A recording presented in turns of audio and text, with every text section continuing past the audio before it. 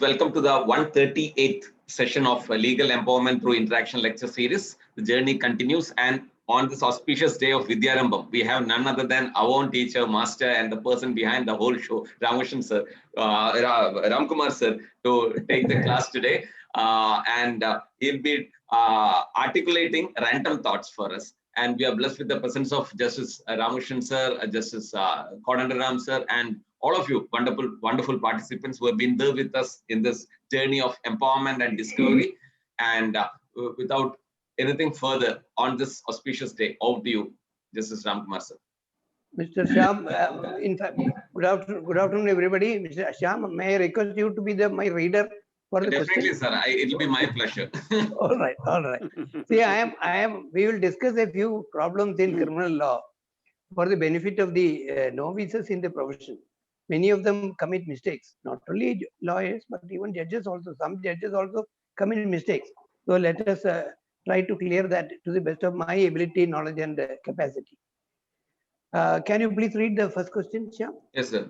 I think it's visible on the screen as well. What is meant by case and counter case, or rather cross cases? See, case and counter, you won't find in this ERPC. It is a judge-made law. Case and counter only says, it means cross cases. There will be a main case and a counter case. What exactly are they? They are only the rival versions of the same occurrence. Both sides may have their own versions. Occurrence is only one. Therefore, there is only one occurrence. But both sides may have their own versions of the occurrence. How the occurrence started. A party may say that it was the B party who was the aggressor. B party may come out with a counter allegation that it was A party who was the aggressor. So ultimately, the court will have to find out who was the aggressor, etc. Therefore, that is why it's a judge-made law that both cases should be tried by the same judge. Whether both case, main case as well as counter case should be tried by the same judge. In fact, way back in 1965, Kerala High Court had taken the view that when there is a case and counter case, the police should not decide the subtle question as to who was the aggressor, etc. Police should charge sheet both cases. But unfortunately, that was overruled by a full bench of the Kerala High Court. That single judge, the earlier decision was Thami versus State, 1965 KLT 697, where it was held that both FIRs should be charge sheeted by the police. So, and leave it to the court to decide as to who was the aggressor. But unfortunately, the subsequent full bench of the Kerala High Court overruled this decision to hold that no, it is not necessary. The police have got the freedom to investigate both the cases, and it's only in that case where he is satisfied about the commission of a cognizable offense, he need file a charge sheet. That was the full bench decision in Augustine versus State, 1982 KLT 351, full bench. The procedure for case and counter. See, case and counter are to be disposed of by the same court by pronouncing judgment on the very same day. The trial should be done in quick succession, one after the other. And finally, the judgment should be pronounced on the same day. This was laid down in Nathi Lal versus State of UP, 1990 Supreme Court, Supplementary Supreme Court Cases, 145. Again, Justice K.T. Thomas had held in Sudhir versus State of Madhya Pradesh, 2001, Volume 2 SEC 688, that the cases should be decided one after the in quick succession and judgment should be pronounced on the same day. And evidence in one case should not be imported or read in the other case, and vice versa. They should be treated as watertight compartments. In fact, Supreme Court in year 1975, Supreme Court 149 went to the extent of saying that even when the matters are taken up in appeal, the appellate court should not read the evidence in one case as their evidence in the other case. They have to be treated as watertight compartments. This is the main purpose of mentioning about case and counter. CRPC doesn't contemplate such a case, But when such a case is there, that is rival versions of the same occurrence. When such a case, 2 FIRs have been registered and investigation is conducted, then the police will have to, after the full bench decision of the Kerala High Court, police will have to conduct investigation, and they need to file charge sheet only in one case where they are convinced that offence did take place. Other case, they can file a refer report, leaving the parties to take it up before the court, and court can ultimately decide the question. But anyway, both cases will have to be tried by the same court. You can read now question number 2. Ramkumar sir, just 1 minute. Yes. With your leave, can I take? Pardon? Because I have to go. Can I take? Oh, leave? yeah. Oh, sure. I know. You have got an unavoidable function. Yes. Okay. Okay, Prem, take it. Thank you. Prem. Evening function on Monday. Unavoidable evening function. Yes, It will be online, not physical. unavoidable. Order sir, it is virtual, not actual. Okay. Thank you, sir. Okay. Can you Can I please read read question number two, question sir? number 2? Yes. It is well settled by judge-made law that a case and a counter case are to be tried by the same judge. The main case involving the offence of murder, etc., is pending before the Additional Sessions Court. The counter case, or rather the cross case, involving only ministerial offences, is pending before the judicial magistrate of the first class. The accused persons in the counter case file a petition before the Sessions Court seeking a transfer of the counter case to the Additional Sessions Court on the ground that it being a counter case is liable to be tried by the same court. The Sessions Judge, on being satisfied that the 2 cases are case and counter case, transfers the case pending before the magistrate to the Additional Sessions Court in exercise of his powers under Section 408 CRPC. Is there any illegality in the order passed by the Sessions Judge? We have already seen that as per the judge-made law, case and counter case are to be decided by the same judge. Now, here is a case where a murder case, which is the main case, is pending trial before the Additional Sessions Judge after a committal. Now, the counter case, which involves only magisterial offences, there is no single offence which is exclusively triable by a court of session. Therefore, it is pending before trial before a magistrate court.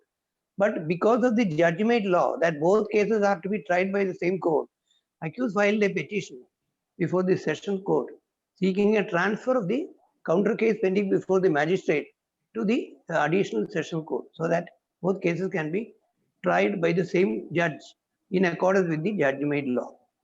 Sessions Judge readily acceded to the request and case was transferred. The question is there any illegality in the transfer?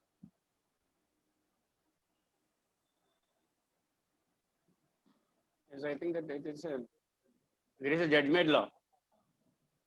Judge-made law? Again. No, there is again a judge-made law which says that transfer cannot be possible. Only the other case will not be committed under 325.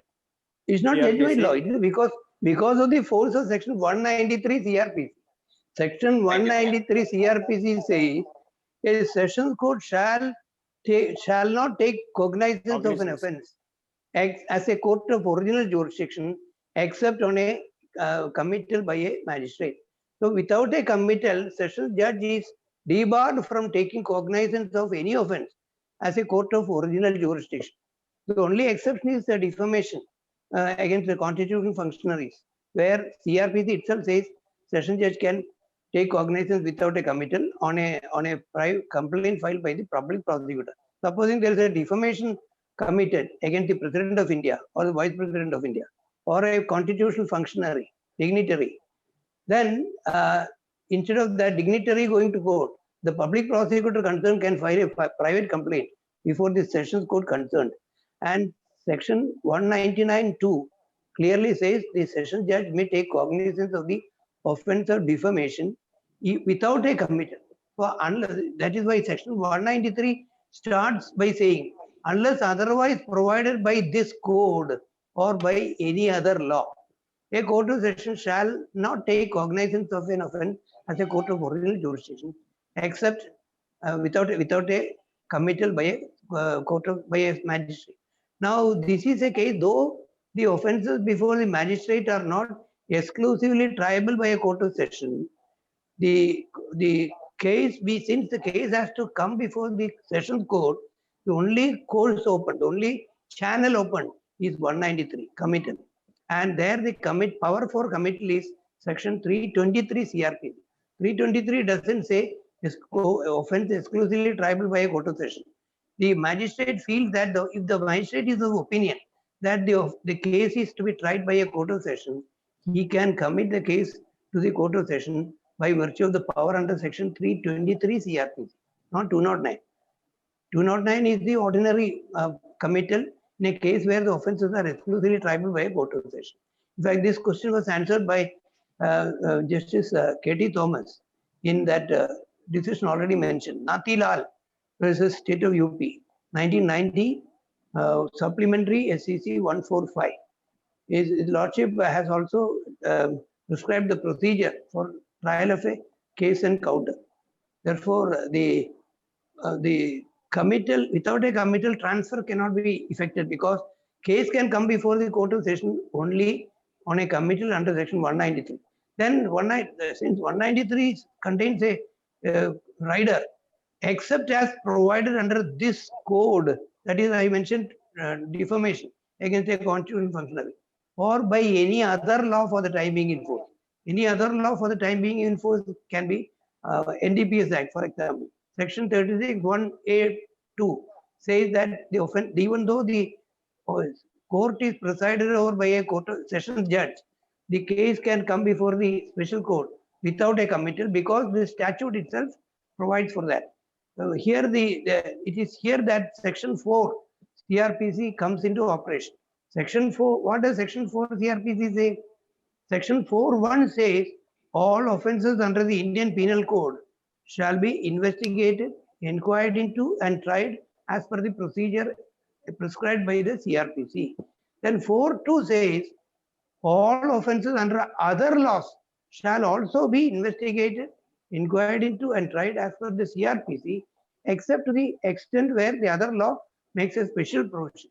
Now, NDPS Act makes a special provision that even without a committal, the court may take cognizance.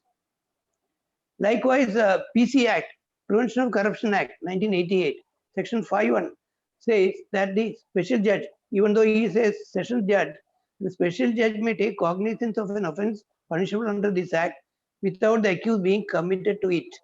Therefore, since there is a special provision in this special law, by virtue of section 4.2 CRPC, it is that special law which will prevail regarding committal. There need not be any committal. Then in SC/ST Atrocities Act, section 14 says the state government may specify a court of session to be a special court for trial of offences under this act, SC/ST Atrocities Act. A full bench of the Kerala High Court held that since it is a special judge, he can take cognizance without a committal. But that decision was impliedly overruled by the Supreme Court in that 2000 Supreme Court. I don't remember the citation, again by Justice K.T. Thomas. His Lordship beautifully analyzed this section by saying that state government may specify a court of session to be a special court. So the special court is essentially a court of session. So if it is a court of session, 193 squarely applies. Section 193 squarely applies, and it can take cognizance only on a committal. That is the view taken by, that is Gangula Ashok versus Union of India, 2000 Supreme Court, Gangula Ashok. Then it took, it was way back in 2000. Then in 2016, see how 16 years thereafter, this is a legislative intervention in the SC/ST Atrocities Act. In section 14 has been amended to say that with effect from 1/1/2016, the special court under the SC/ST Act can take cognizance of offence under the Act without a committal. Therefore, that is a other law providing otherwise. Therefore, by virtue of section 4.2, 193 is offset, is got over. Yes, question 3. Question number 3. In a prosecution for an offence punished under section 326 IPC, considering the brutality of the conduct of the accused and the number of fractures inflicted by him, the judicial magistrate is of magistrate of the first class is of opinion that the accused ought to receive a more severe punishment. Therefore, exercises his powers under section 325(1) CRPC and submits the proceedings to the CJM, Chief Judicial Magistrate concerned. The CJM also is of opinion that the accused in that case should receive a punishment which is more severe than imprisonment for 7 years, which is the maximum awardable by the CJM. He therefore exercises the powers under section 325 CRPC and submits the case to the Sessions Court. Is there any irregularity in the proceedings of the Chief Judicial Magistrate? See, this 325, in fact, Justice Padmanabhan of the Kerala High Court had taken the view that even an assistant session judge, even though section says only 325, in section 325 section says only magistrate, since it occurs, that section occurs in the general provision, it can be invoked by session judges, assistant session judges also. And assistant session judge also can, if he feels that the accused should receive more stringent punishment at the hands of the session judge, he can invoke the power under 325 and make over the case to the session judge for being dealt with under section 325 CRP. Here is a case where the magistrate of first class found that he should receive more punishment. He can award only 3 years, maximum 3 years. Therefore, whereas the offense is punishable with imprisonment for life, 326. Considering the brutality and the number of fractures cost inflicted by the accused, the magistrate forwarded the file to the Chief Judicial Magistrate for giving enhanced punishment.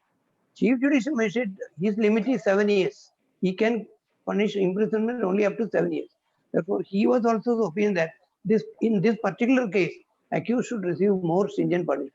Therefore, he also exercised the power under 325 and forwarded the case to the Sessions Court, where the punishment is infinite. Session judge can give any punishment by authorized by law. Therefore, the question is whether is there any irregularity. We had a similar question from the Kanyakumari district judge, if Shyam will remember. Yes, correct, sir. Yes. 325 cannot be invoked by the CJM because of the power under 193. We have already seen under section 193, a sessions court can take cognizance of an offense as a court of original jurisdiction only if the case is committed to it under section 193 CRPC. Therefore, CJM should have invoked the power under section 323 CRPC and committed the case to the Court of Session. That is my take on that. Yes, question 4. Question number 4.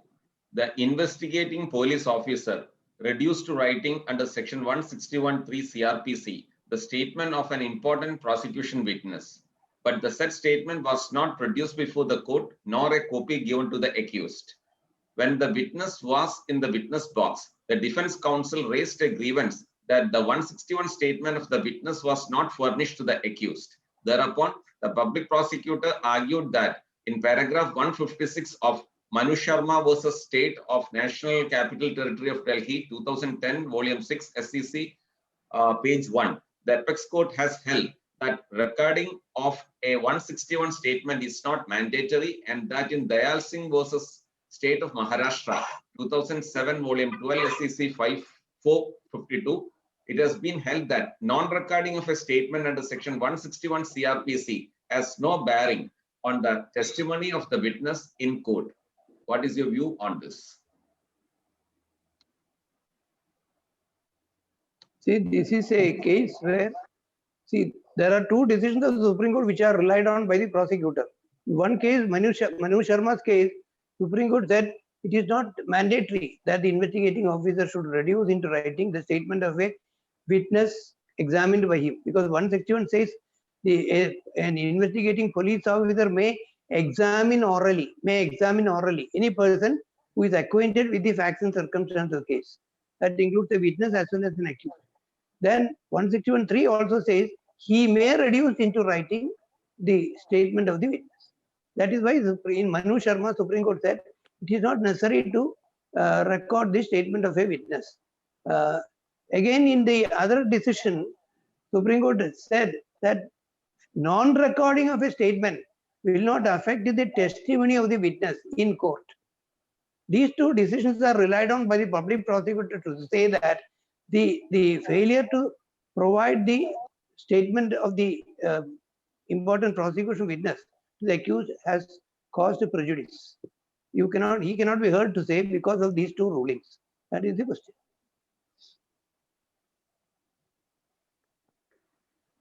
You may come across decisions of the. Yeah, yes. No, I Yes, think Ramesh. that by virtue of 173, once the prosecution, once it is recorded, it will Yes. have the character of a document which is going to be relied on by the prosecution. Yeah. According to me, that Yes. once it is recorded and produced, as along with 173 Not report, produced. Not produced. It was recorded but not produced. not produced. And that witness is going, that means witness is examined. Witness is examined, but then the defense raises his previous statement has not been furnished to me. Then the prosecutor says, even that it need not be reduced to writing. And the failure to produce the statement of the witness, it will not affect his testimony in court. These are the two decisions cited by the prosecutor to justify the stand that failure to furnish the statement is not fatal to the prosecution. Sir, the question was to your opinion. You kindly express your opinion on these decisions, because Yes. I'm just pointing out. I think that So in that- whether this will not- Surya Yes, Nelly's case, it has been answered, it appears. Sir, Once it is recorded, it will not be given. Sir, two questions. One issue is that one situation, so that will Yes. not will it lead to an anarchy? How can a defense lawyer knows what is going to happen in the court? You Yes. see, that is a problem. One thing. Then He is put at a. Yes. at least the previous statement is important. Previous statement in one criminal trial is, we all know, we need not discuss.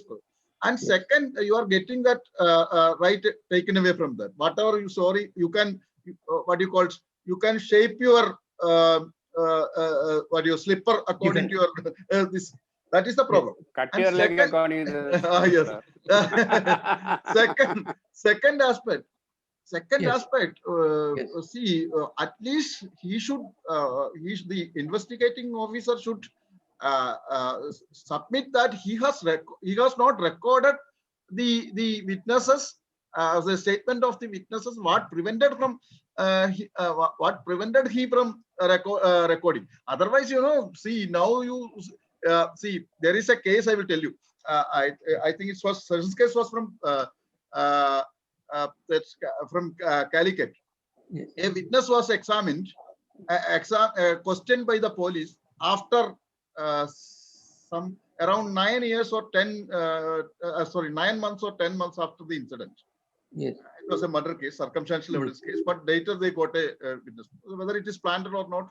But the Justice Padmanabhan Nair was I think he was the sessions judge that time in Calicut. That he believed that witness stating that he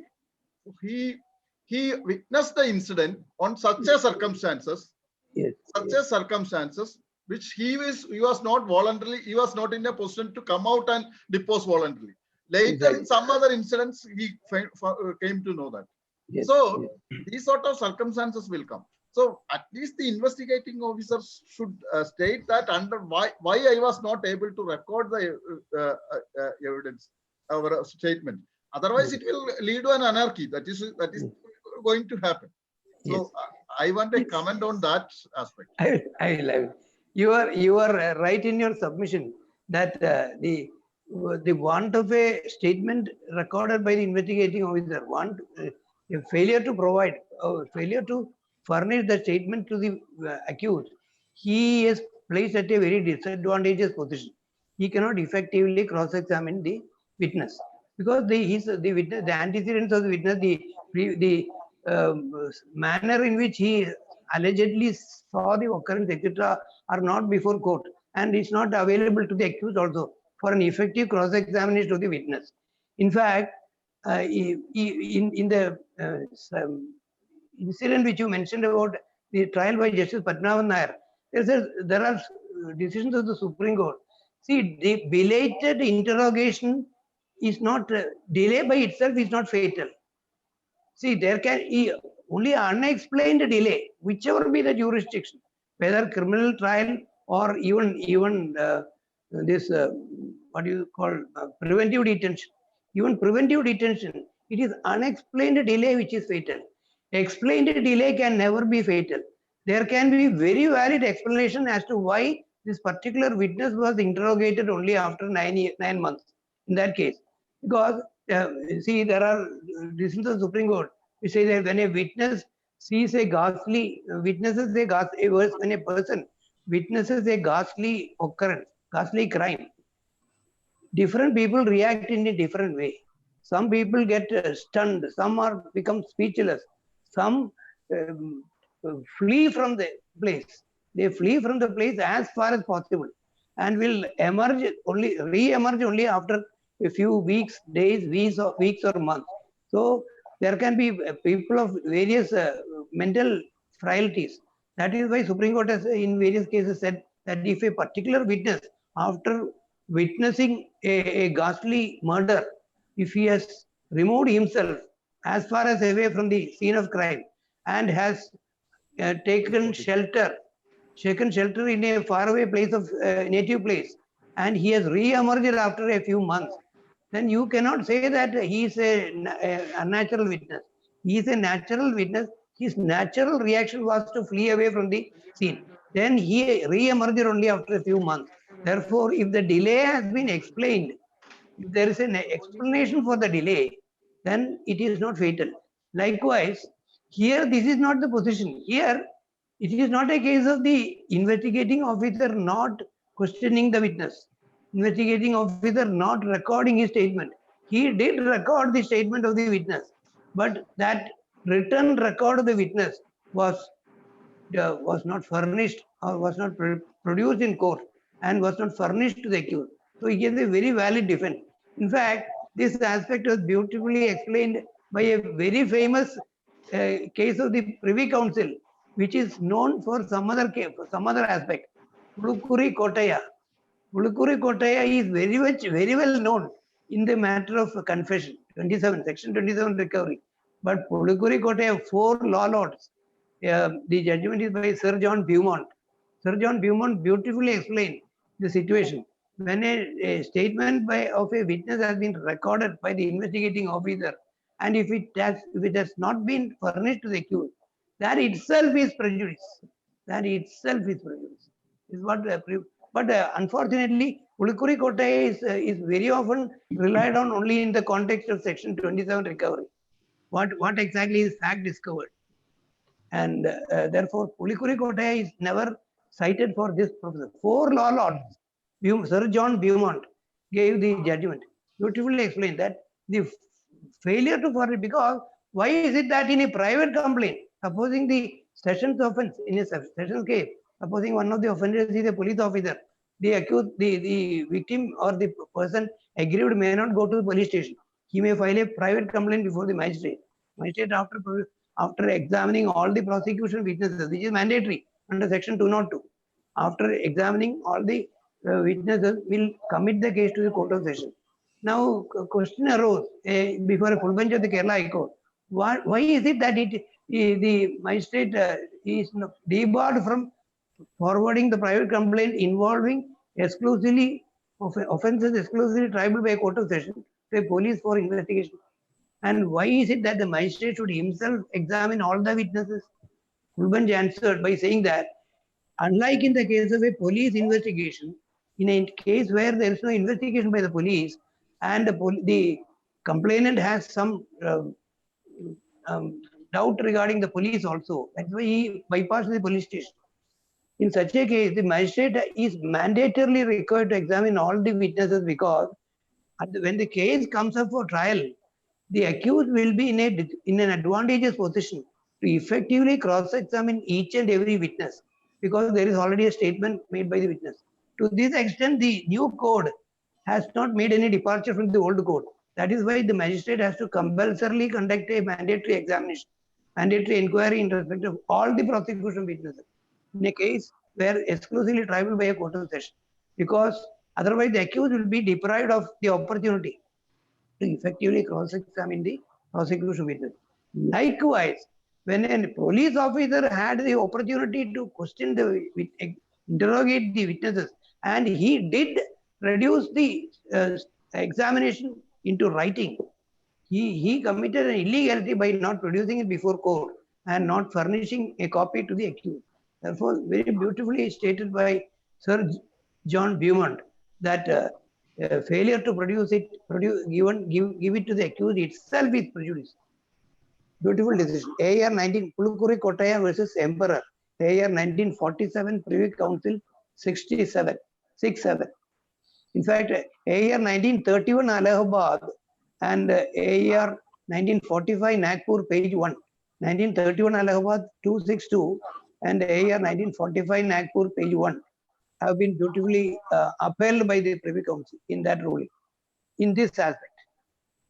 Yes, next question. The next question has already been answered. What is Pulikuri Kottaya case? No. I only mentioned. It has not been answered. It was regarding one second. Only 1 second. Sir, yes, the yes. reason for that Justice Padmanabhan's case I was referring to. The finding was that why he believed that witness after 9 months was questioned. There was a change of government in between. He was the witness. It was no, that was the reason. All right. Thank you. Oh, therefore, the delay has been explained. The delay has been explained. It is unexplained delay which is fatal in any jurisdiction. Therefore, the delayed interrogation of the witness was explained. Yes. Yes. Sir, again, Pulikuri Kottaya case famous for two aspects. One aspect you just touched upon, the main aspect, sir. Yes. So, question is, what is Pulikuri Kottaya case famous for? The Pulikuri Kottaya is very often cited as the leading case on the elucidation of the word fact discovered. You will find that expression twice in the section, and this is one of the few rare sections which starts as a proviso. Evidence Act. See, section 25 says, no confession made to a police officer shall be admissible against the person accused of an offense. No confession made to a police officer, directly made. Then 26 says, no confession made while in the custody of a police officer shall also be admissible against him unless it is made in the immediate presence of a magistrate. That is why where 164, section 164 comes into operation. So if a confession is made before a magistrate, then magistrate, even under section 164 CRPC, there are safeguards provided to see what the accused, the magistrate cannot straight away accept the confession. He has to warn the accused that you are not bound to make a confession. Even if you make a confession, this is the sentence prescribed for the offense. Don't expect any leniency just because you confessed the offense before me. And I will give you time for reflection. You reflect over it. And because you might be acting under the influence of some police officer who might have said that you confessed and you will be let off with a fine. No, this is the punishment for the offense you have committed. Therefore, you think over it. I will give you time for reflection. And supposing after giving time for reflection, the accused says, no, I have considered it. I am not under any extraneous influence or pressure. I know that I committed this offense. This is the prick of my conscience, which induces me to confess. And if the magistrate is satisfied that this confession is voluntarily made, even after giving time for reflection, then only the magistrate can straight away convict him and impose a punishment according to law.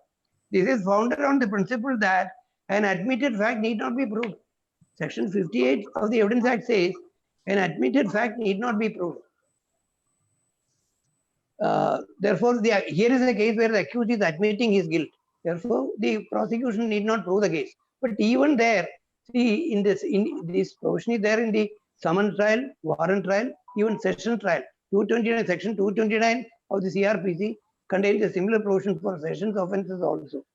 But Justice Padmanabhan beautifully said in a case, I think it is Rameshan versus State of Kerala, 81 Supreme Court also, where his lordship said, even though there is an enabling provision, and a provision enabling the session judge to convict the accused on being satisfied that the plea of guilt is voluntarily made, session judges should not do that because This is a grave offense and stringent punishment has been prescribed.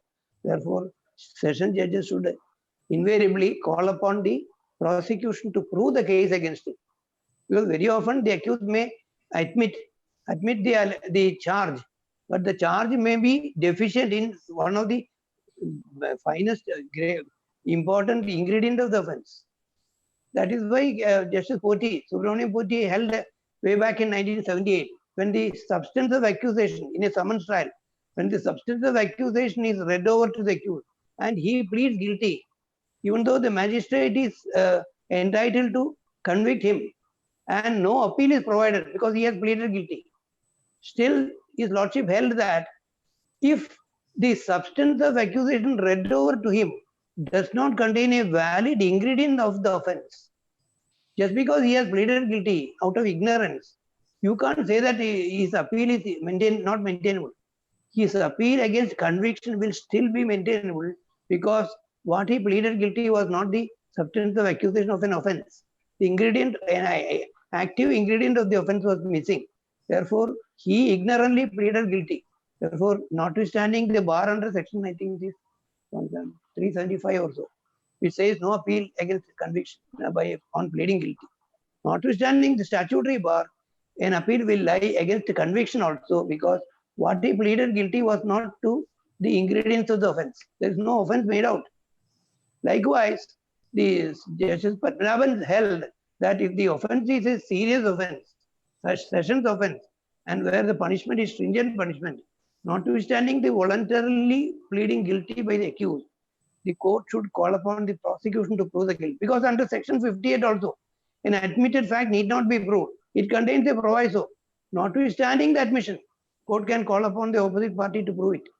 Likewise, Justice Padmanabhan has held that he has to prove the guilt of the accused. Now, here the question is, what is fact discovered? So, I was mentioning about section 25. Section 25, to understand this section 25, I'll give you an illustration. An accused tells a police officer that the charred body of his wife is lying in the western courtyard of his house. If he is taken there, he will show the dead body. Is it not an admission falling under section 25? Confession falling under section 25? There is some dispute as to whether it attracts section 25, whether it is hit by section 25. What he said is only the charred body of his wife is lying in the courtyard. It does not involve any confession. While all confessions are admissions, all admissions are not confessions. To become a confession, it should admit the guilt of the accused. He didn't say, I had poured kerosene on the body of my wife and set her ablaze. Her charred body is lying in my courtyard. That's not the statement. Therefore, therefore, section 25 is not attracted. So that admission made to the police officer is admissible. Likewise, if a person is if he's in custody of a police officer and there is no magistrate nearby, then any confession made while in the custody of a police officer, whether to the police officer or somebody else, that is why in famous Amani's case, there was an Amani's, that Merlin murder case of North Parur, where the trial judge, very experienced judge, unfortunately he bungled on some evidence.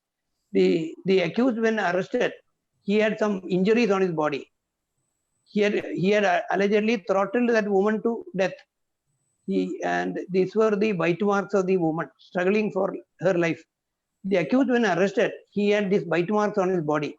So he was taken to a medical practitioner. He was sent to the medical practitioner by the investigating officer in the company of 2 constables.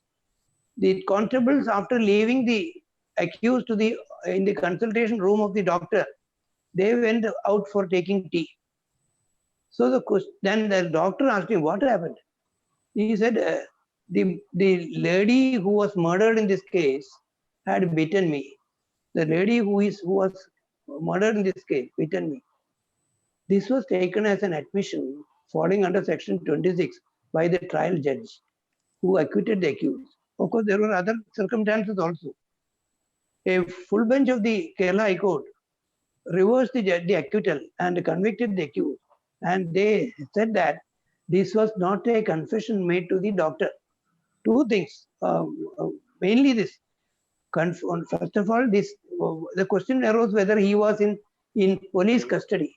He was in custody within the meaning of section 26, because the trial judge had said that even though he was sent in the company of two police constables, at the time when he made the statement to the doctor, the police constables had gone out for taking tea. So whether he was in custody within the meaning of section 26 of the Evidence Act.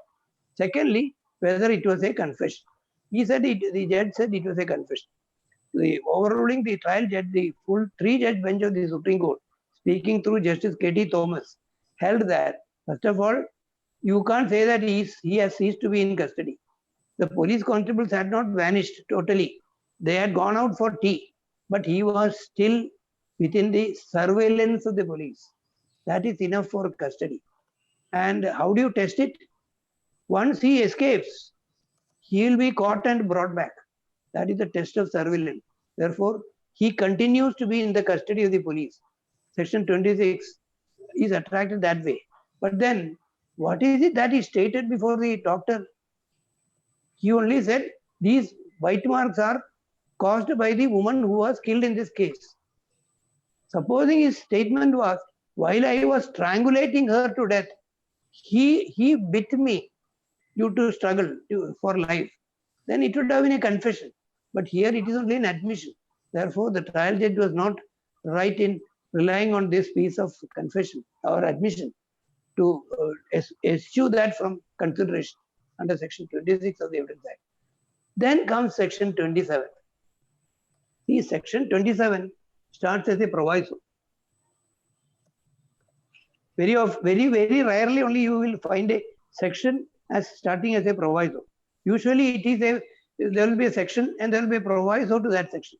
But section 27 says, provided that when any fact is deposed to as discovered in consequence of information received from a person accused of any offense in the custody of a police officer, so much of such information, which whether it amounts to a confession or not, which relates distinctly to the fact thereby discovered, may be proved.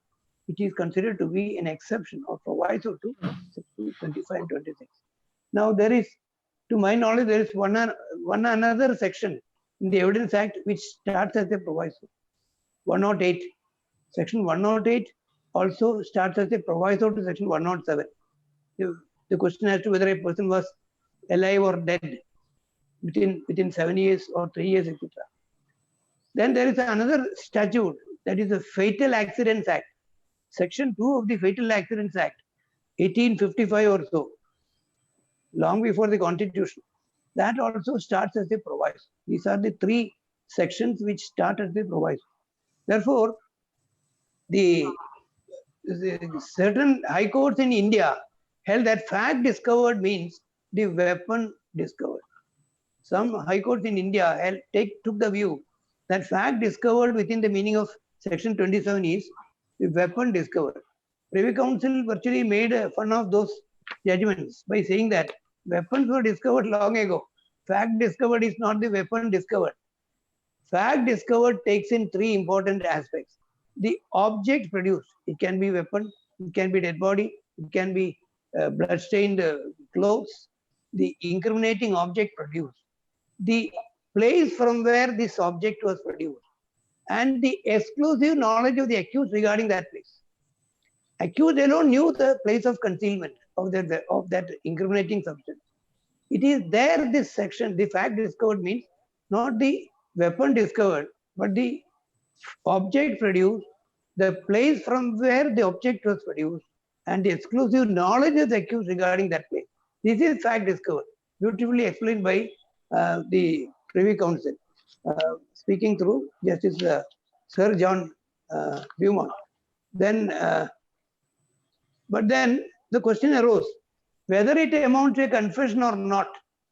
Section also contains this. So is it not, supposing the accused were to say, I have concealed the knife with which I stabbed so and so at beneath the cot of my bedroom. I have concealed the weapon with which I stabbed the deceased. I have concealed it at such and such place.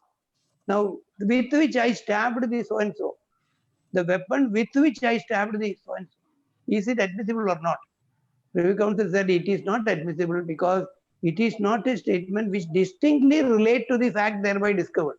Distinctly relating to the fact thereby discovered is the place from where the object has been produced and the knowledge of the accused regarding that place only. But there can be situations, that is why section is so worded. There can be situations where the statement itself may amount to a confession. For example, accused says, I have concealed ganja in the almirah of my western bedroom. The very possession of ganja itself is an offense, or concealment itself is an offense. Therefore, those are cases where whether it amounts to an offense, those expressions will assume importance. Otherwise, in an ordinary case where the weapon with which I stabbed so and so, which can be severed from the admissible portion, that portion, inadmissible portion has to be severed. Privy Council said that inadmissible portion has to be excluded from consideration. And very often we come across cases where the investigating officer will record the knife with which I stabbed so and so, and that is very faithfully deposed before court also. And still, ignorant judge will record that also. Therefore, the inadmissible portion cannot be looked into at all. But in 76 Supreme Court also, that is Muhammad Inayatullah, Supreme Court said that inadmissible portion has to be excluded if it is severable. It is severable here. But there can be situations where the very statement itself amount to a confession of the offense. That ganja I have concealed in my bedroom. Very possession or concealment of ganja itself is an offense. Therefore, those are situations where the fact discovered has assumed importance. So Pulikuri Kotai is, mind you, Pulikuri Kotai is not only famous for fact discovered within the meaning of section 27, but is also famous for, or more importantly, for the failure to furnish the recorded statement of a witness by the investigating officer. That itself assumes prejudice to the accused. That's what the Privy Council said. But there are rulings otherwise by High Court, Supreme Court also, without noticing this aspect of Pulikuri Kotai. Yes, we will pass on to question number 6. Question number 6. If the previous user of the weapon for stabbing the victim. That we have already answered. Yes. Yes, So I'll yes. go to the 7th question, sir. 7th question. Yes. If an accused is arrested from a place outside the territorial limits and more than 400 kilometers away from the court of the magistrate issuing the NBW, how to comply with Article 22(2) of the Constitution of India and sections 57 and 167 of CRPC? Yes. See, all these provisions, Article 22(2), 57 and 167(1), etc. says a person, an arrestee, a person who has been arrested for an offence, shall be produced before the nearest magistrate within 24 hours. Now, here is a case where an accused is arrested far away from the place of occurrence, and the nearest magistrate is not the jurisdictional magistrate also. Therefore, the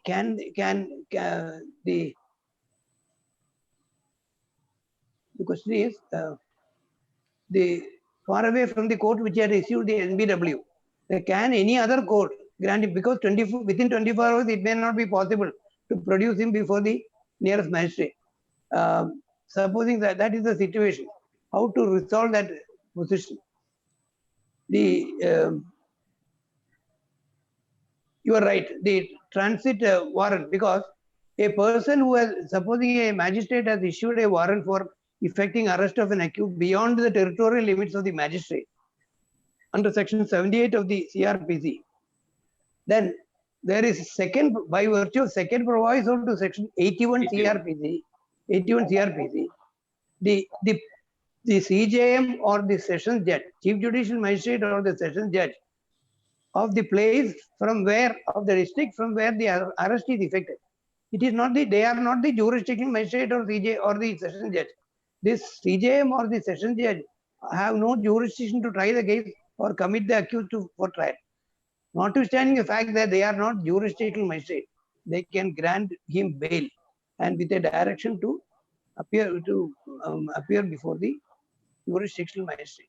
Now, this is one exception to section 167(2), because when a person is arrested and produced before the nearest magistrate, who is not the jurisdictional magistrate, the nearest magistrate can, after perusing the FIR, diary extract, etc., remand him to judicial custody. That remand can be extended every 14 days. But then, supposing the magistrate after 1 or 2 remands feels that it is not necessary to remand him anymore, he is entitled to bail.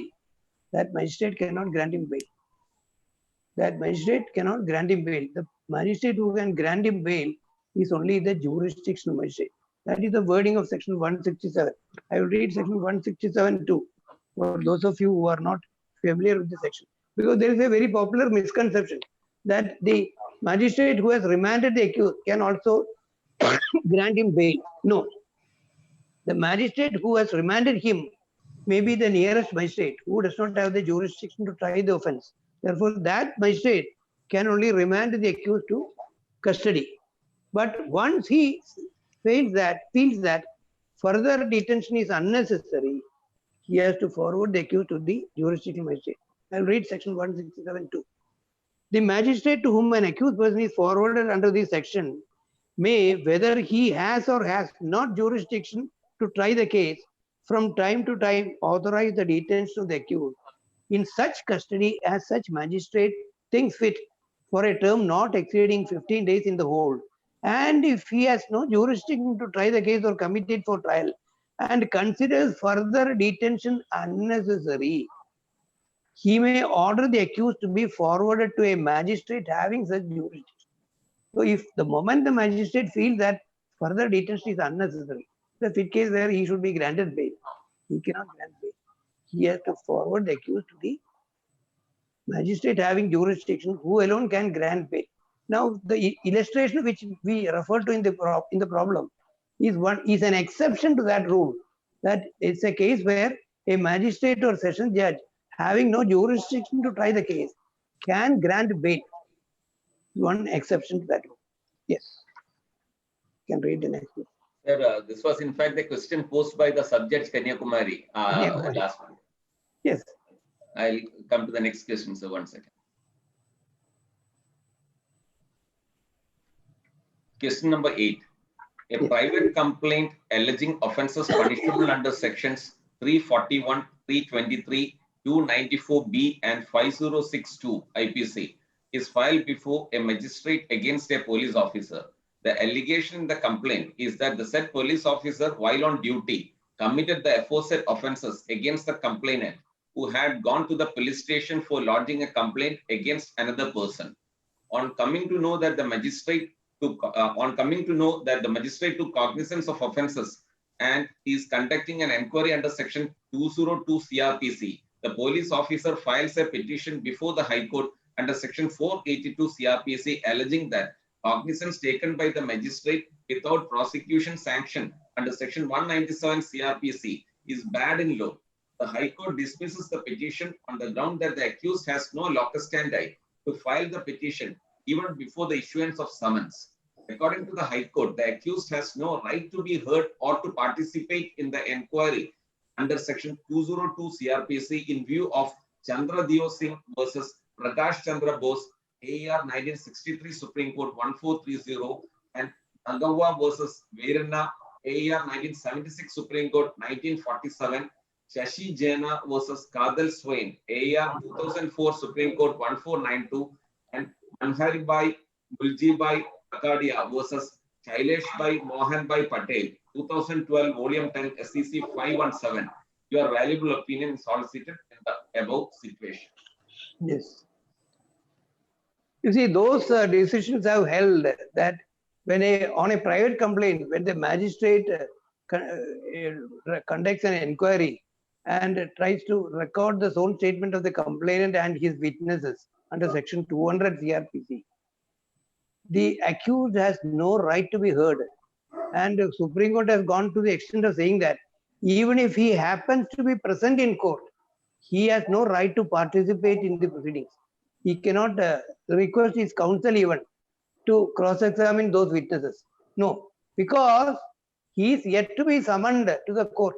Magistrate is only taking cognizance of the offense, and magistrate may issue process or may not issue process. The right of the accused to participate in the offense will arise only when he is summoned to the magistrate by the issuance of process, and then only he can have a locus standi to address the magistrate that, see, you have taken cognizance without the prosecution sanction. Now, this is a case where the Kerala state also has granted past orders under section 197(3), treating police officers also within the purview of section 197. Therefore, if an offence is committed by a police officer, he is also entitled to the protection under section 197(1). Therefore, the question is whether the High Court was right or wrong in denying to the accused this benefit of sanction, prosecution sanction. Now, I have given this. I have given these citations only to make some of you know that when a 2,200 inquiry is going on, the accused has no right to participate in the proceedings. Even if he happens to be present, he can only watch the proceedings. What is going on there, he can watch. That's all. But see, he has not gone to the magistrate in this case. He has gone to the High Court under section 482. If had he gone to the magistrate, whatever said was correct. Magistrate cannot entertain his application even before summons has been issued to him. He has not been called upon to answer a charge. But therefore, the position of the High Court is totally different. It's a case where a prosecution sanction, cognizance taken without prosecution sanction has been brought to the notice of the High Court. Now, is the High Court bound by that? I have posed this question on the basis of a recent decision of the Kerala High Court, wherein the High Court has refused to entertain the 482 petition and dismissed it, saying that you have no locus standi. Had it been before the magistrate, he would have had the same conclusion could have been told. He could have been told that you have no locus standi. Why are you here? You have not been summoned. But that's not the position in the High Court. For example, while framing charge, initially Supreme Court said not only the prosecution record, any document of a sterling conduct of a sterling character, which if admitted will sure to acquit the accused, can be looked into by the court at the stage of framing charge. But that decision of the Supreme Court way back in 1996 was overruled by a 3-judge bench of the Supreme Court itself in State of Orissa versus Debendranath Pati, 2005 Supreme Court, where the Supreme Court 3-judge bench said that no, going by the section, the prosecution records alone can be looked into by the court while framing charge or trying a discharge. No other document. Accused is not entitled to produce any document, whatever be the sterling character of the document. But the very same Supreme Court said that this bar is not applicable to High Court sitting under 482.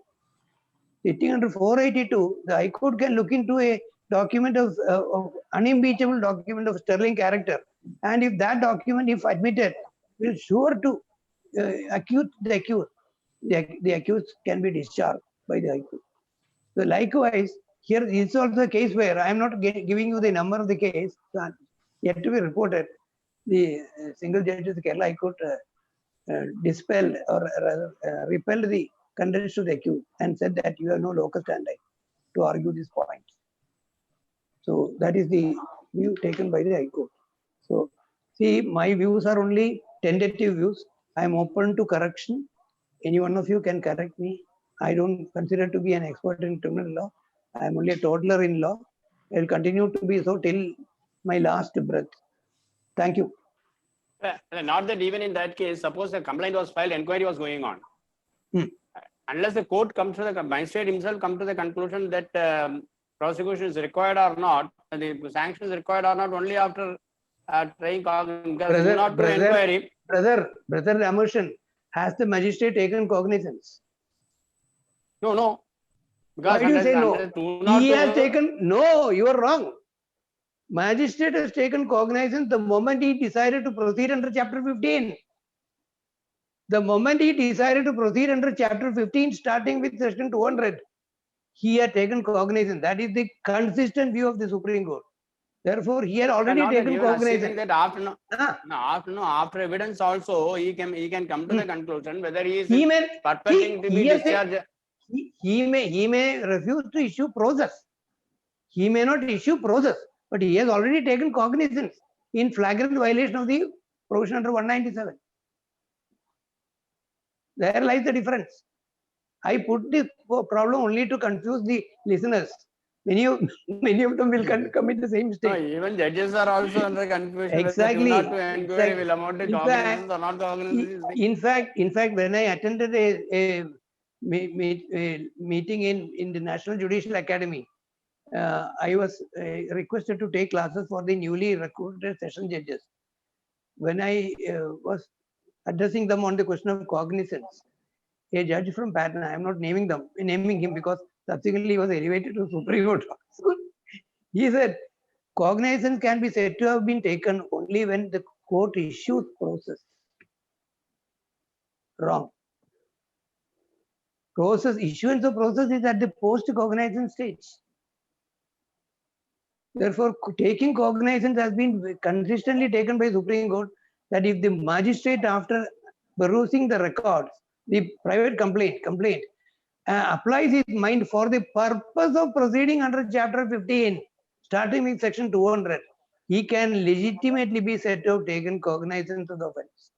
The 202 is only a subsequent stage where he may have to consider whether there is sufficient ground for proceeding further by issuing process. Cognizance is already taken. Cognizance of offense is already taken. Then he may even dismiss the complaint under 203. But even for dismissing the complaint under 203, cognizance is a must. Therefore, that is why 203 says, that is why in one case I took the view that supposing the complaint on the face of it does not make out any offense, or ex facie the complaint does not make out any offense. Why should the precious time of the magistrate be wasted by recording the zone statement, etc.? Magistrate can dismiss the complaint, not dismiss, it can reject the complaint at the threshold. Without threshold, we call it rejection. There's no decision, only judgment law. This is my decision in what is that? 2008 Supreme Court. 2008 1 KLT page 85. Binu Purushothaman also. Binu Purushothaman versus State of Kerala. I took the view that the power of the magistrate to terminate the proceedings at the threshold cannot be denied to him because here is a complaint which does not make out any offense. Why should the magistrate record the zone statement, then proceed to inquiry, etc.? The complaint on the face of it does not make out any offense. Therefore, it can be rejected at the threshold. That is the view taken. Otherwise, for dismissal of a complaint under section 203 also, cognizance is a must. And if 202 inquiry has been conducted, that is also a must. 202 is only when a magistrate is in doubt whether he can proceed further. The wording of section 202 is also that, whether he should proceed further. That is why when he forwards the complaint to the police under section 202(1), that police cannot file a 173(2) report. That police officer cannot file a 173(2) report. Police officer can only examine a few witnesses and file a report before the magistrate to enable the magistrate to consider whether he can proceed further. That's all. Whereas if a magistrate forwards the complaint to the police under section 156(3), that investigation should end in a 173(2) report. That is the position. Thank you. Thank you for the any doubts. I am open to doubts. Sir, Open to correction also. Sir, one question. Sir.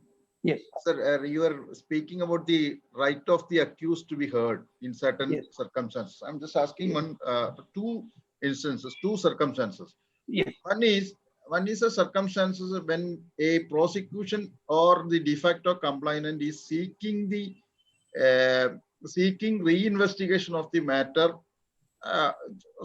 apparently for harassing or something like that. So he has a, so whether he has got a right to be heard No, at that no, time. no, accused has no Second, right. so it's a complete Accused. so accused. I'm asking accused No has right, a no right. right, no right. So it's purely discretion of the Leonard Judge Judge. can. Yes. Second aspect, whether the when somebody is seeking some in writ petition, somebody is seeking a change of investigation agency. Yes. That time whether the high court has a good right to be heard in that matter, because again on the question that is just purely for harassment purpose they are doing. But see, You see. there when a writ petition is filed for changing the investigating agency, Yeah. ordinarily it is not 173(8). It is No, not further. no, I'm telling. It's another circumstance I'm asking. Exactly. It is not further investigation under 173(8). Yeah. If it is further investigation under section 173(8), the accused has no right to be heard. But if it is a change of investigating agency, nothing wrong. But of course, we have decisions either way of the Supreme Court. Accused has no right to be heard. No, there is one line of rulings, and another line of ruling he should be heard. Because see, according to me, one decision of Supreme Court is not correct. When a private complaint is filed and the magistrate does not take cognizance of the offence and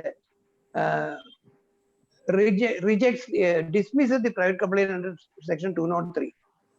See, at that stage, the accused has no right to be heard. Did not. In a private complaint, 200 and 202 inquiry, accused has no right to be heard. Therefore, accused has no. The notice will not be issued. Supreme Court has gone to the extent of saying that even on the question of issuing notice, accused has no right to be heard during 200 and 202 inquiry. Now, after 202 inquiry, the magistrate dismisses the complaint. Supreme Court has held that when a revision is taken against that order, the accused is entitled to be heard. Because the 401 says, section 401 says, no order prejudicial to a person shall be passed. It is invoking that provision that the Supreme Court said that the accused is entitled to be heard. At the same time, in the very same ruling, Supreme Court said, when the matter goes back, accused has no right to be heard. See the fallacy.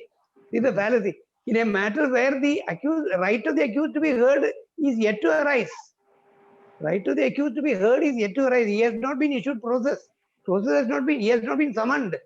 Therefore, at that stage, if the complaint is dismissed and the de facto and the complainant challenges that order before the Superior Court, why should the accused be heard according to me? I don't know.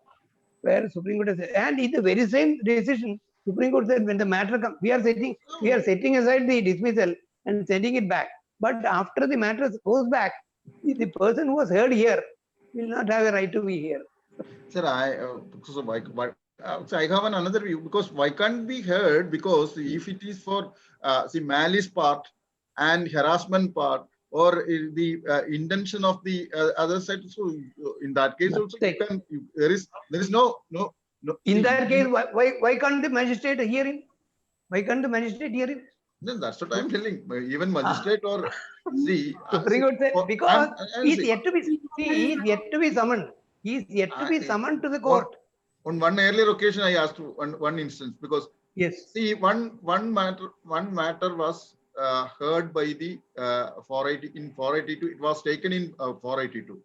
yes. Almost except one or two two persons discharged in 482. One accused remained, and several sections also deleted against this person who is going to face trial. Also, this was deleted at that time, pointing out the lacuna for discharging the others. De facto complaint coming a petition, coming with a petition stating that since there was a stay before the High Court, while during the pendency, so I could not file this petition here. So now I am coming. So, so at that point of time, is it not the right of the remaining person or the person? This is a sheer harassment. These points were never taken before the High Court, and even you have a right. You have some grievances on in this line. You should have asked there, and you should have taken a permission to, because it's after 3 years, 4 years they are coming with this this petition merely for harassing. So that particular circumstance, why should we shut out the right of the accused? Because after all, he's also those accused can challenge it. Those accused can that challenge is why you can separately challenge. This is the exact advice which I have given, but you have seen what is wrong in hearing Not the that. accused.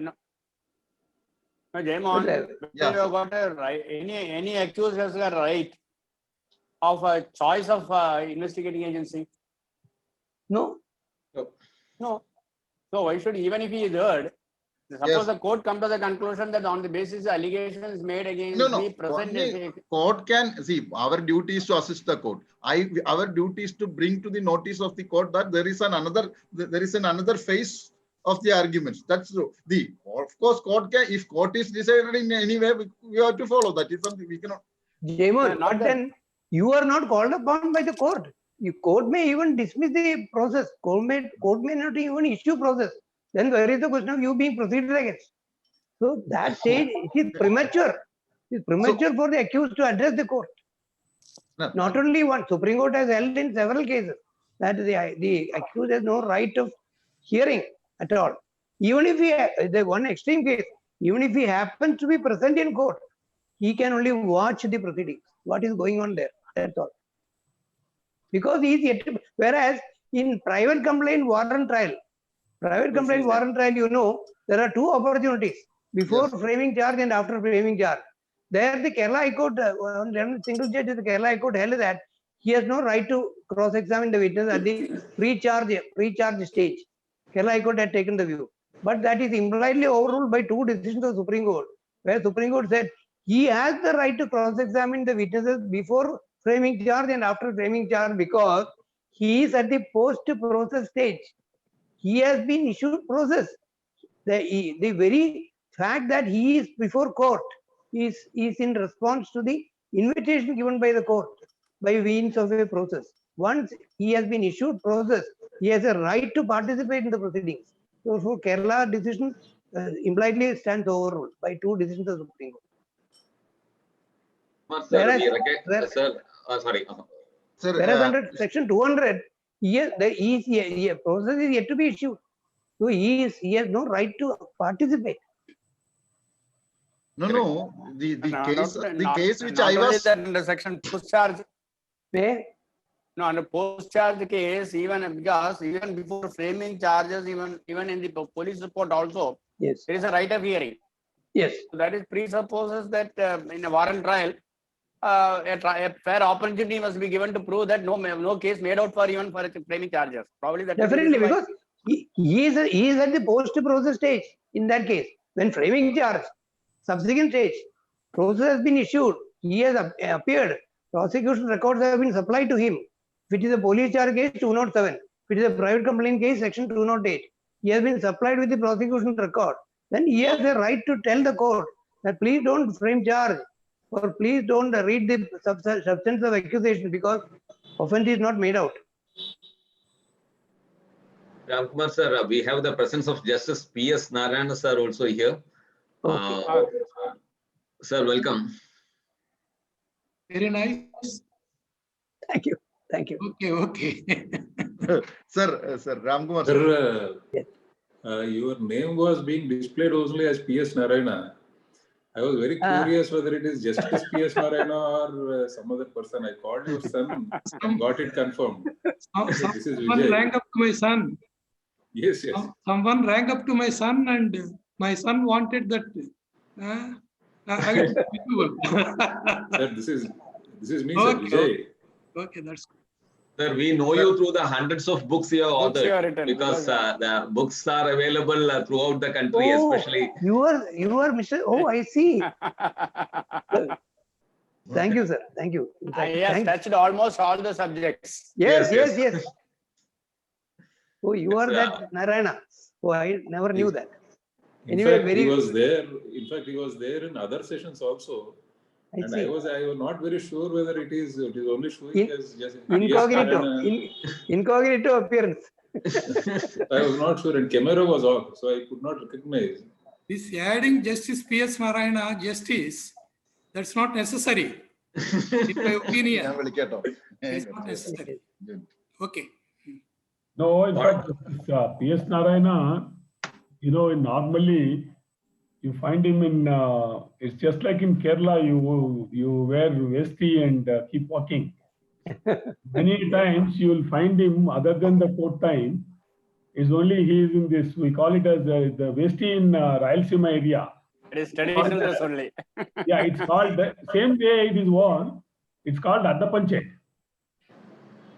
It's not a full, there's two types of wearing dhoti. Panjagajam. Yes. Just like. So it's like a lungi you wear and it's called Addapanche.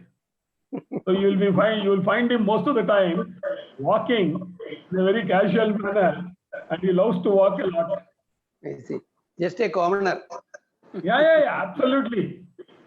Whereas I keep telling him, he belongs to royal lineage. The Pemasani kings and chieftains were basically they were the rulers in those days in Gandikota, somewhere around 1500s and 1600s. So that's where the Pemasani Shankar Narayana, I always keep telling him that, sir, you have this thing and we have respect. Okay. Thank you, sir, for your valuable presence, and it was indeed a privilege. That was a privilege for me to meet. And that too, we were able to appreciate your presence today. That too on the date of Vijayadashmi, wherein we start with our Saraswati and letters. Letters. No, you can get his appointment for some class. Yeah, Narayana is a good orator also. Definitely. That we have got that occasion also. That we will take advantage of that situation also. So, Kondaram sir, your comments on today's session. Sir, I am absolutely novice in criminal law, so everything I am only lapping it up like a child. The only thing which I would like to ask Ramkumar sir is, yes, sir, in the end, ultimately, all these procedural aspects are supposed to be to protect the criminals. It looks like. Yes. Unfortunately. And in the end, as Prem said, and also another somebody else said, in most of the academic offences, the government or the system is content with prosecuting the individuals but not collecting from the individuals. So there is today the tendency of many of the people is, all right, if I have to go to jail for 6 months, I'll go and come back. There's nothing thing, and that also is very remote. See, even the view that non-compoundable offences can be got settled and quashed under 482. I have my own personal observations about that view. See, very same Supreme Court way back in 79, 78 or so said they allowed a composition of 307, which is non-compoundable. Then they said we committed a mistake. A non-compoundable offence cannot be allowed to be compounded. Then they invented this machinery that you can settle the matter even if it is non-compoundable, and 482 can be invoked for quashing the proceedings. So that only with respect to 498A cases. Almost all cases. Almost all cases. No, now they virtually reversed that part again. No. Only they caused an exception only in 302, 376 equity. Barring this, all other cases can be compounded. Can be even I think even in one case, I think PC Act also somewhat involved. Yes, in one PC case also. So now it has ceased to be an offense against the society, where the state is espousing the cause of the victim. Why should the state espouse the cause of a victim? The matter can be compounded can be settled between the victim and the accused, and 482 petition can be filed. We even came across signatures of the victim obtained under duress and filed in the High Court and getting the matter quashed. Sir, what do you think? What is the reason for this deterioration? Is it the investigation, lack of investigation, or is it the inability of the courts to deal with it? Because I cannot blame the court. Both are there. Both are there. Because court is also finding an easy shortcut for disposal of cases. So that is why Supreme Court. It is not that. What is the justification for ADR? ADR. You are admitting your helplessness to dispose of cases on merits. Is it not? No, ADR in civil matters is different, sir. I'm only on the criminal side. Unlike in civil matters where there is a rights involving two parties, it is always open for them, and also to bring a kind of settlement among the parties, there may be justifiable, because ultimately, as the other day I was making a submission, is that the effort of the system is to bring in dispute resolution. Yes, not the question of in that process. But when it comes to the civil matter, the criminal side, what is the reason? See, it is not the magistrate is not done, the district sessions judge is not done, High Court has not done. It is the Supreme Court which said that yes, everything can be compoundable, etc., whatever it is. But the question is, why did we reach that stage? Who is at fault? Is it the courts, or is this the prosecutor, or is it the system inefficiency to be able to bring to the book? All are to be equally blamed. All are to be equally blamed. So that's why I'm asking measure. One aspect you may know. Is it your percentage is 75, or who is at more percentage? That's what I wanted to know. I am not competent to say No, that. I'm being very crude in asking this question, because yes, you're right. Is it the system? Because is it the judiciary which is to be blamed? Because I find more often it is the investigating officers or investigations ability to bring in. Brother, it is basically the honesty, our honesty. 150 years ago, Privy Council mentioned about the honesty of an Indian witness. Some juries took exception to that observation by the Privy Council. 2 cases, Privy Council said, after all, the honesty of the Indian witness.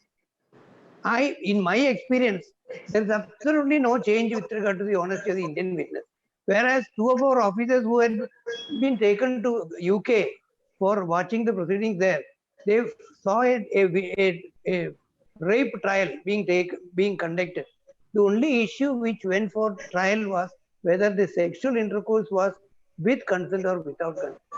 The lady said it was without my consent. He said she had consented. That is the only issue which went for trial. The question as to whether they had sexual intercourse was never disputed. Is that the position here?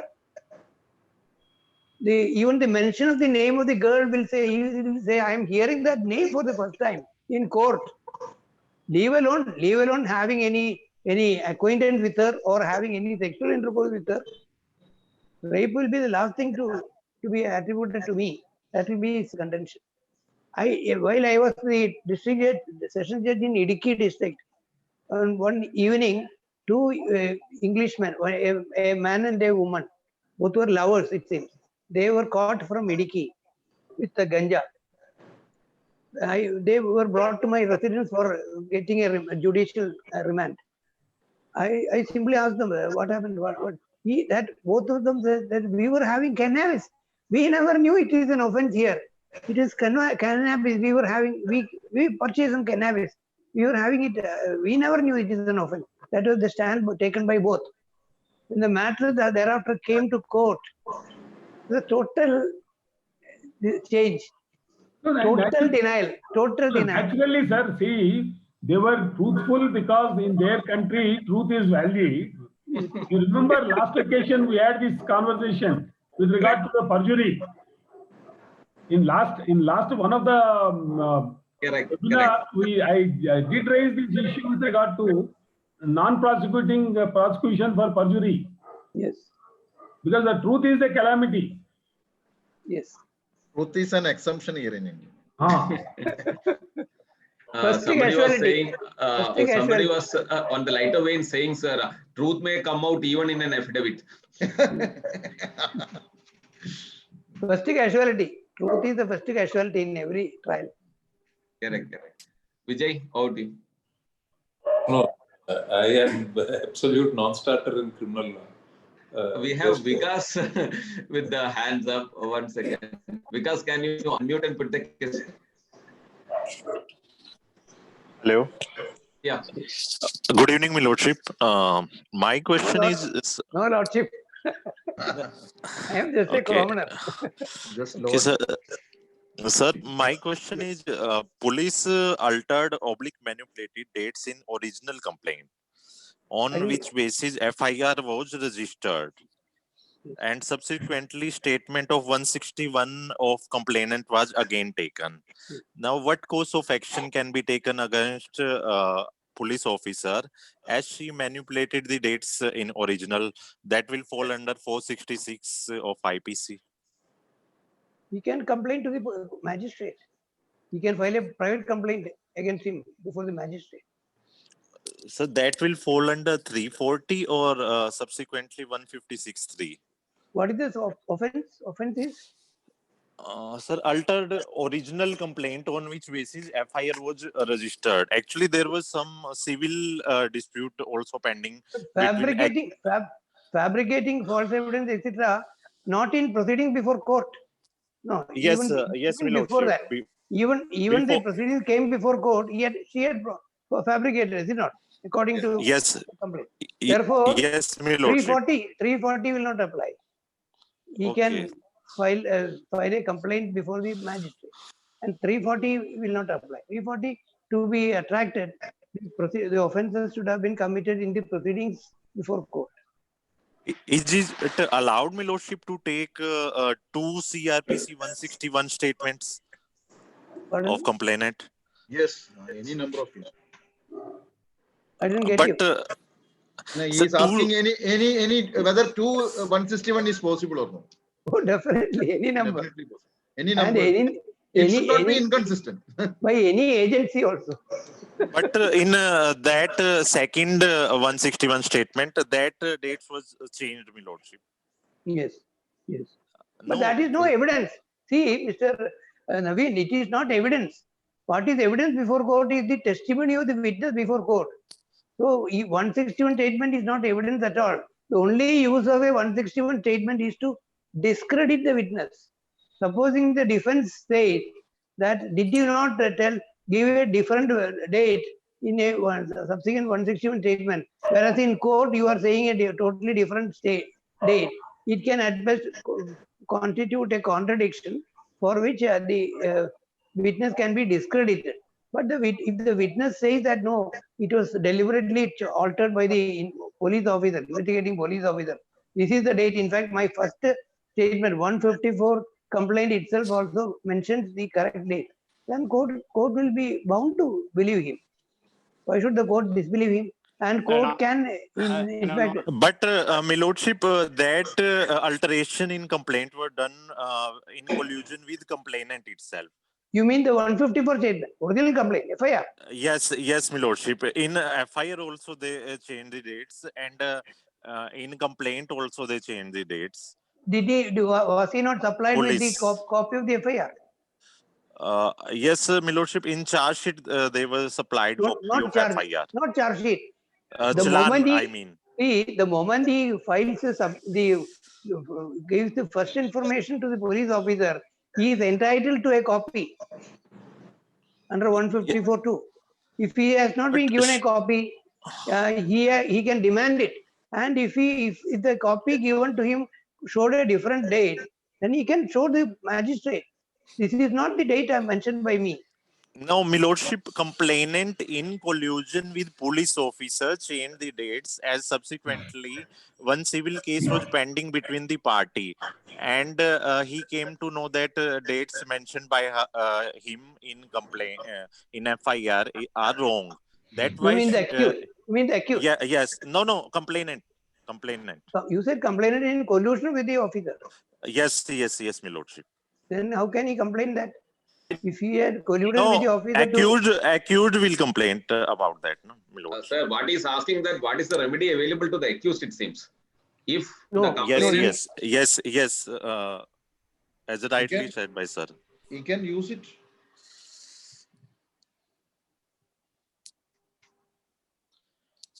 I think the issue is that the complainant colluded with the police in altering the what do you call even the FIR. So what is the relief or remedy available? I think like Jaiman said, he can misuse or use it to his advantage during trial. And Every interpolation, every contradiction, every what you call every subsequent changing. he can take advantage. He can take advantage of the correction.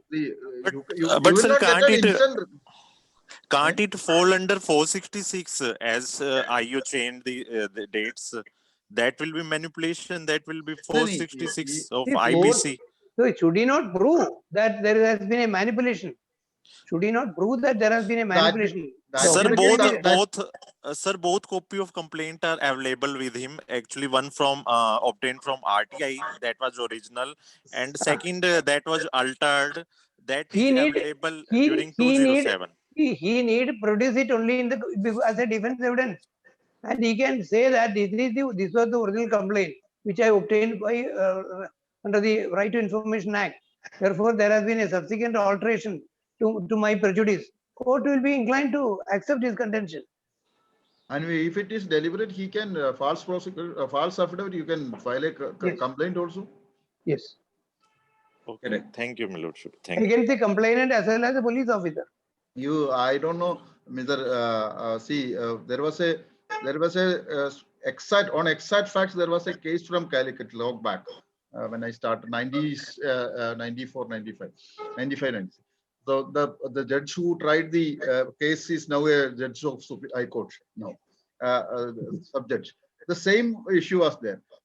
There was an allegation against the then Commissioner of Police and the concerned investigating officer, who is an IG now. He is also. There was the age of the victim was corrected.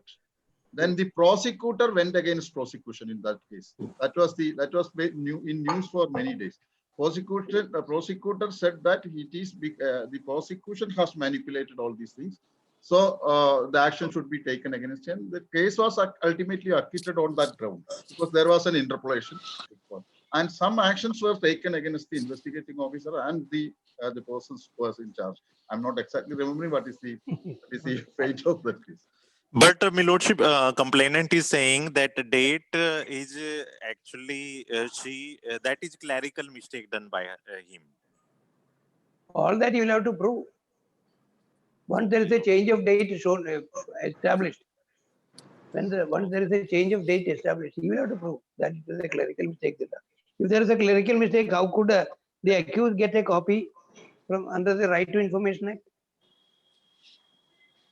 Sir, after filing the complaint, FIR was registered, and during the course of investigation, accused filed for under RTI Act to got copy of complaint. After that, subsequently, challan was filed before honorable court. In challan, that complaint was changed subsequently.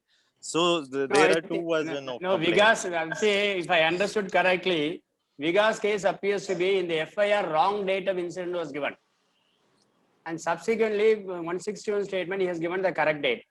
Yes. In the charge sheet, what was stated was he filed an application. Probably a memo would have been filed by the prosecutor saying that the FIR date mentioned is not correct. What was stated by the during investigation was found that subsequent date was the correct date.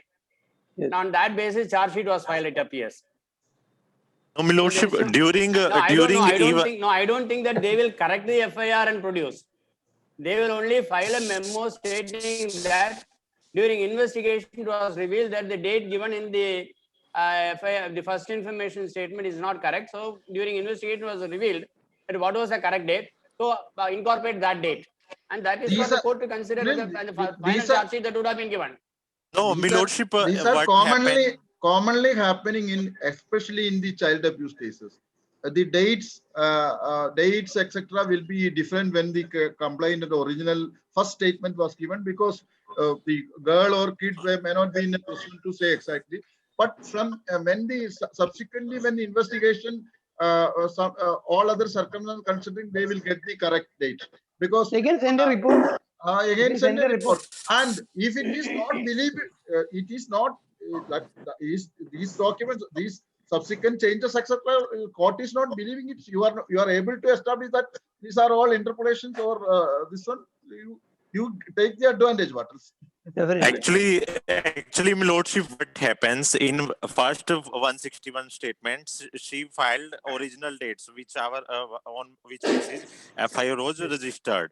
But after that, coming to know that dates was wrong in another civil case pending between the parties, she subsequently changed the statement. I mean, he gave another 161 statement.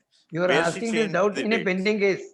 No, even assuming that what is the wrong in it. Suppose I was in my mind some other case. I wrongly mentioned the date when I gave the FIR. Subsequently, I gave the correct position and you admit that there is a case pending. Suppose he was able to establish that on the basis of that allegations, an offense is made out. What is wrong in correcting her earlier version, making the true version later? Because I think the quintessence of the discussion would be that if somebody keeps on changing dates, etc., that will be detrimental to their case, and the accused can take advantage of that. The advantage goes to the court accused. to consider later. Advantage goes to the accused. Okay, thank you, my lordship. Thank you. These are the advantages taken when the investigating agency is changed also sometimes. I have a question on that, sir, Ramkumar sir. Sir, what is the effect? Suppose a state police investigated a case, almost completed. Subsequently, due to intervention of the court, this was handed over to the special CBI. And CBI filed a charge sheet. And CBI has not taken steps to produce the statements which is given to the state police. So it's there. It is as it is. The trial is going on. But whether they are duty bound to produce the previous statements, because in the CBI the statements given to the state police or initial investigating agency. Yes. And if so, if it is, whether it is fatal, if they are not producing it, and if it is fatal, yes, whether it is the duty of the accused to point out when the charge is framed that I have not received they have not produced, or you can keep quiet and take up this issue while the matter is taken, the matter is argued. Because no, when the accused is when the witness is in the witness box, the accused will have to tell the court that this witness was questioned by the earlier investigating agency. These 161 statements are not supplied to me. No. Even in the charge sheet, even in the charge sheet, the charge sheet of the CBI says that it was we have taken these witnesses we have taken from the we have again verified the statement. That is the word they are using. They have used, but they have not produced. They have produced only the statement given to them. Yes. So whether it is mandatory to ask to the or bring out in evidence that I have done it, because investigating agency is admitting that there was a previous statement. Exactly. See, they first of all, they are bound to produce all the statements recorded under 161, either by the CBI or by the previous investigating agency. At any rate, those statements will be there before the magistrate. If it is a sessions case, those statements will be there before the magistrate. When they produce the CD, case diary, then the sessions judge can always call for that. And when that witness is being in the witness box, the accused should raise this objection. The defense counsel will have to raise this objection. I have not been supplied with the statement given to the previous investigating agency. A simple question to the accused is sufficient. No, you have been invested by you have been questioned by the state police. Yes, that is necessary. No, it is then to it the is witness. the duty of the prosecution. Why should we ask for a correction? Yeah, yes. Yes. Why should the accused ask for a correcting their mistake? You can take the advantage. That's what I was asking. No, the defense lawyer will have to ask the witness whether he was not questioned by the and the investigating officer also, CBI investigating officer also you took over investigation from the previous agency. Yes, yes. Did not that agency examine the question. witnesses? No, they are stating in the charge sheet itself. To suppose. Yes. No, We charge have sheet is not evidence. we have verified the earlier statement All given right, to the state board. Jomon. That Jomon, charge sheet is not a marked exhibit. I It understand. cannot be marked. I Therefore, understand. it's not evidence You also. are That true. CBI investigating officer will have to be asked. Did Asked. you not take over investigation from the previous investigating agency? Yes. Was not this particular witness questioned by the Yes. earlier agency because your charge sheet says you had clarified, you had verified the investigation? These two questions can be asked. Yes. They have to be asked. Without asking this, the defense cannot raise a point, make out a point at this stage of argument. Because there is no evidence before the court as to whether he has been previously questioned or not questioned. Yes. Otherwise. No, my question was at what time we have to raise it? Whether it is at the time of framing charge or witness? No, when the witness is in the box first, then when the investigating officer is in the box, Yes. second. But then you have to ask this also. Did not the earlier investigating agency reduce into writing the statement of this witness? Because otherwise he will take shelter under Manu Sharma to say that he was only questioned, not reduced to writing. Not only that, according to me, even they should, even the investigating officer of the previous the preliminary investigation, he has to be a witness also. Yes. Not that Judge, unless because even assuming that there was two statements given, if it is not contradictory, what is the purpose of producing two statements? One question by the other and the other. You can very well say. How can you say? Accused can very well say that the earlier statement was contradictory. He was still speaking. That is why we used the. If some witness is not produced, we will definitely ask the. You have not produced that witness because he will speak truth. That is what. That is what. Sir, we have KVJ Rao sir with a statement. Please, sir, go ahead. Yes. Good evening, Ramkumar sir. Sir, we go back to the question of 197, section 197. I deal with it a lot, so I am just having a conversation. Yes. Now, you said that before the filing of the FIR or anything, the officer can go to court and under 482 he can be heard. But if you read Not HDFC, not FIR, final report.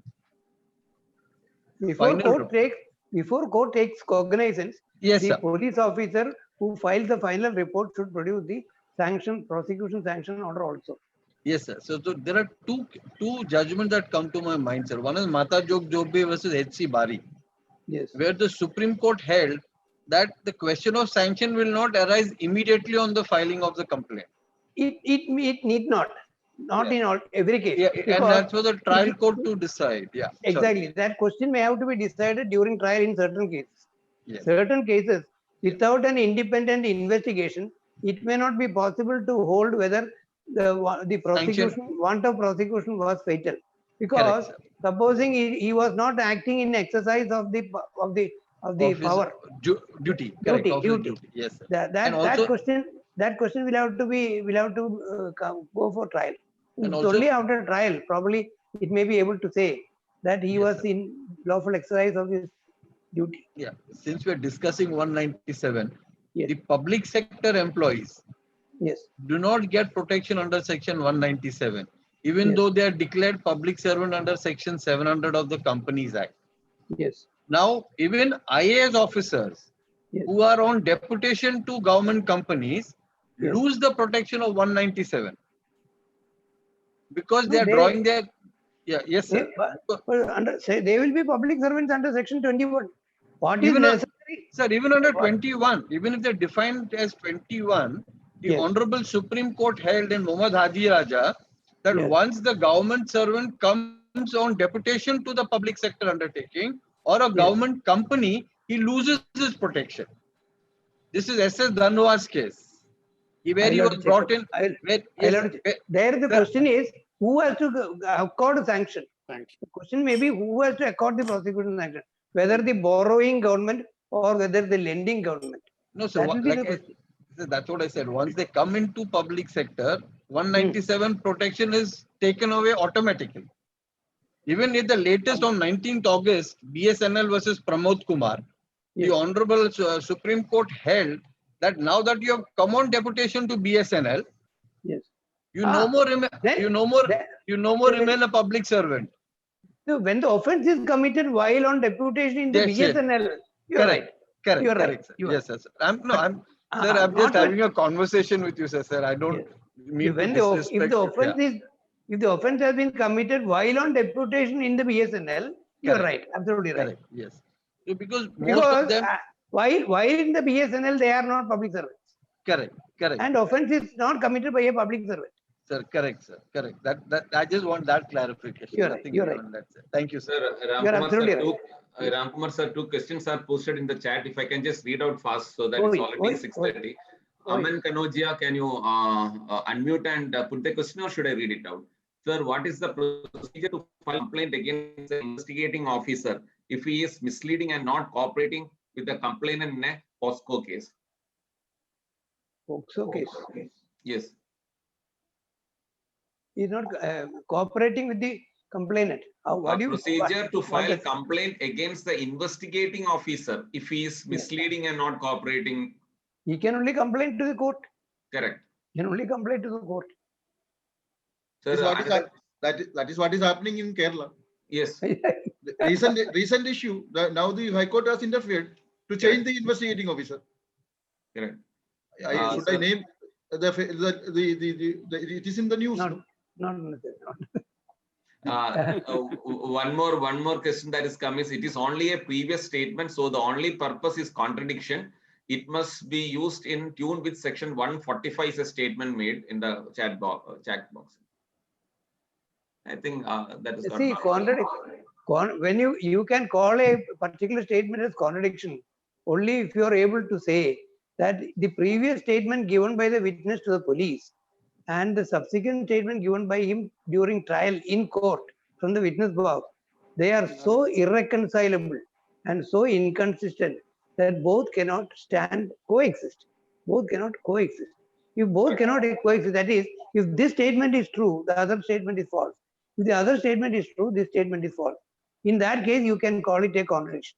Then, by virtue of the second part of section 145 of the Evidence Act, if the statement has been recorded by a police officer, you can elicit a contradiction only, not a corroboration, because of the specific provision under the proviso to section 162 CRPC. 162 CRPC provides a contradiction alone to be elicited, especially in the case of a prosecution witness. Therefore, the bar under 162 is a total bar. It is lifted only in the case of a prosecution witness, and that too for the limited purpose of eliciting a contradiction by recourse to the second part of section 145 of the Evidence Act. This will have to be proved, demonstrated by concrete examples. Then only the position will be clear, for which we don't have the time. Correct, sir. Sir, that brings us to the end of the 138th session. Though nomenclatured as random thoughts, it was articulation at its best, sir. It was a wonderful experience. If I may, please, Justice P.S. Narayana, sir, if you have any comments to offer, we are waiting. The questions are very interesting. Thank you. Equally, the answers given by Brother Ram Kumar are really appreciable. I'm honored. The questions are ticklish questions. With all my experience, I really appreciate the way in which the questions have been formulated. Correct. Thank you, sir. Thank you. Though they are fundamentals, they are all basic questions concerned with criminal jurisprudence. The way in which the questions have been formulated, I record my appreciation.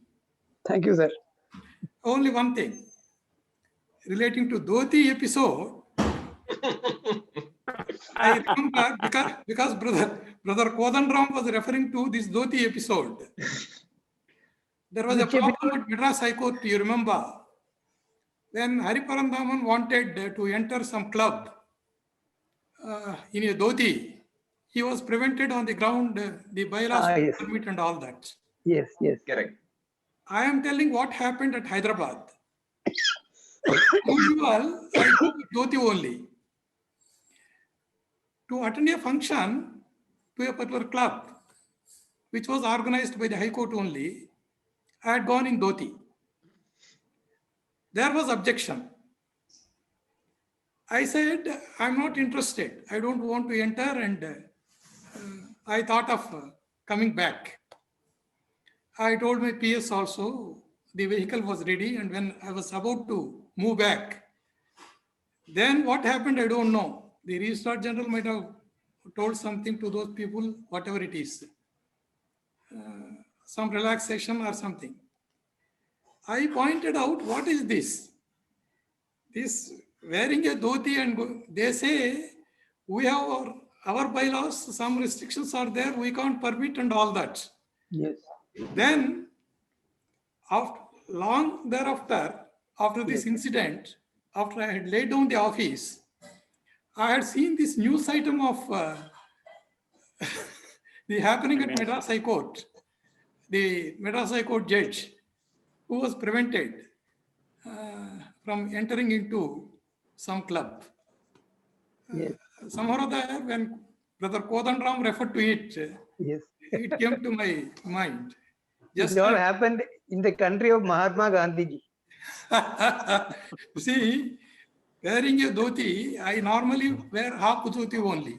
Yes. Half dhoti, which we call in Chittoor district, because I am from Tirupati. Yes. I am from the holy town Tirupati, and my whole education is Sri Venkateswara University, Tirupati. Okay. This we call Adda Pancha, half dhoti. Okay. We normally wear half dhoti only. Our traditional dress, these people preventing and making it an issue. Ultimately, we may have to go to court, we may have to get some clarification, certain directions and all that. It is a very peculiar episode. Yes, all in the country of Mahatma Gandhi. Happening. Very, very strange. There's always this, in every advertisement that we see with regard to discourse and pubs and clubs, club rules apply. We never know what those club rules are. Normally, Kerala, Tamil Nadu, and certain parts of Andhra Pradesh and all that, many of the people, they wear only dhoti. Exactly.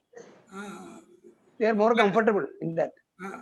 Unless I am on official duty and necessarily I have to enter the court to occupy the seat and discharge my duties as a judge or as an advocate, because they are all prescribed robes and all that. Yes. Otherwise, normally I will be in dhoti only. That's my practice. Thank you, sir. Thank you for sharing the experience.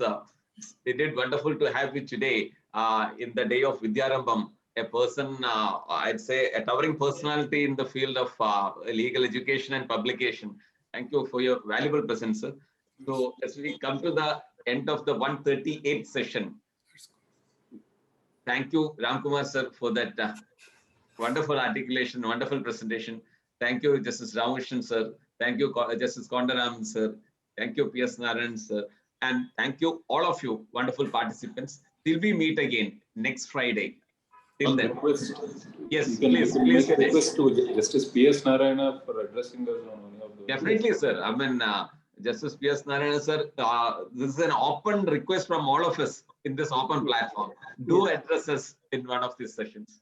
Yes. Any day convenient. He has touched almost subject because he has authored books on almost all subjects. Correct. I'll definitely personally contact you, sir. Just give us one date so that we can share your wisdom and let us also have some interaction. Definitely, sir. So, till we meet again coming Friday, do take care and stay safe. Thank you.